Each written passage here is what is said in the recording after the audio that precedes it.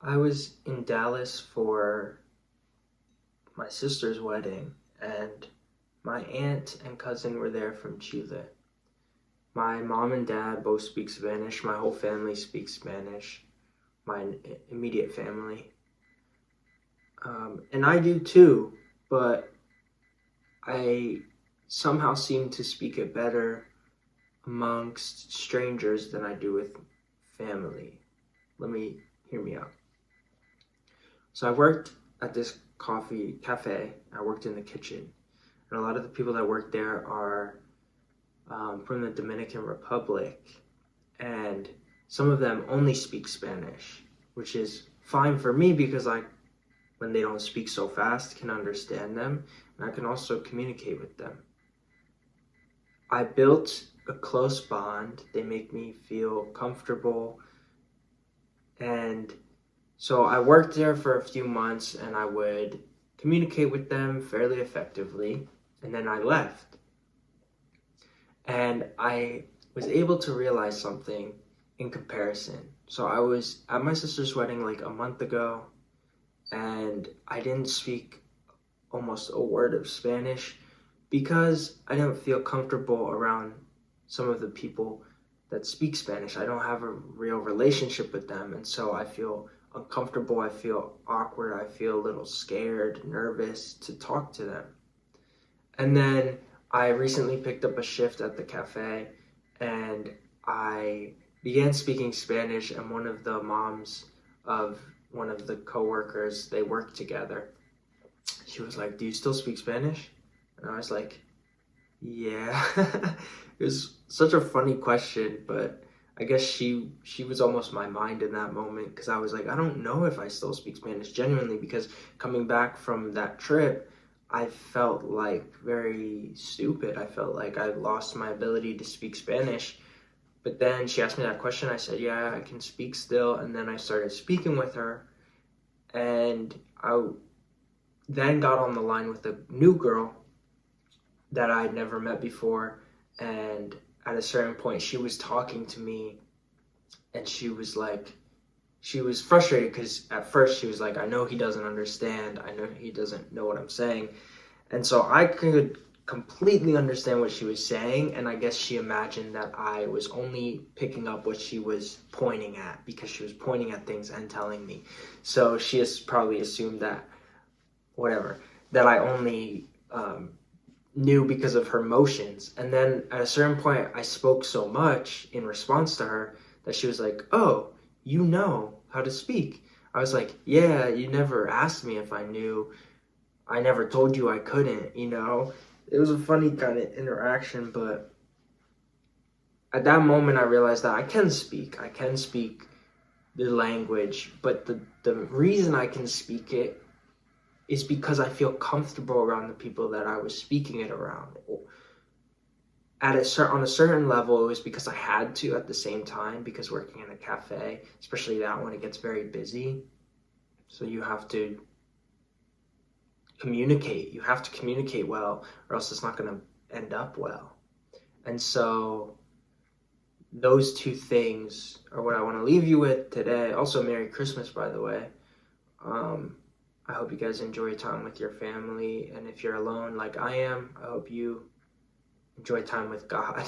There's a certain level of your environment that determines who you are, and then there's a certain level of your ability to let yourself become who you are, and then there's another factor, which is fear, which is natural. And so for my example, I think two things were true. The environment I was comfortable in because I'd been there before, and then the fear, in a way, I had to communicate in order to get to go to do well at that job, and to not get behind, and to not freak out and become anxious and stop getting people's food out on time.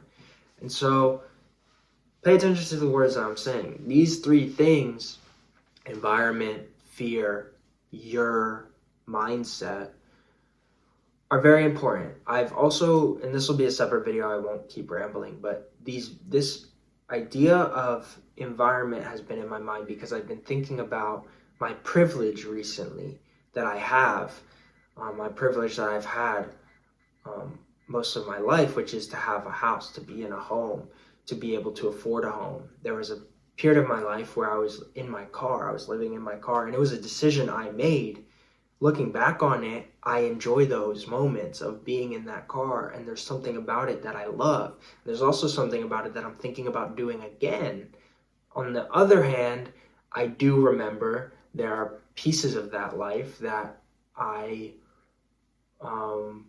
wish I could escape. Like, for example, Wi-Fi. In order to have Wi-Fi, if you're living in your car, you have to go to a coffee shop.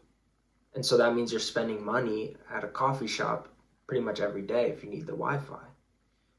There are ways around it, but I'm just laying this out before you. Like, there are things in your environment that you can control. There are things in your environment that you can't control.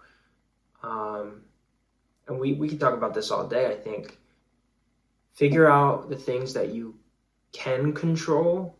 Figure out what you want out of it and take care of that. Start like making plans and taking action. And then the things that you can't control, determine if these things you can't control are actually lies and you can control it, are something that you need to change and you can't change, or if there's something that like you'll learn to accept. And if it's the second one, if it's something you need to change and it's not changing, then get out of that environment.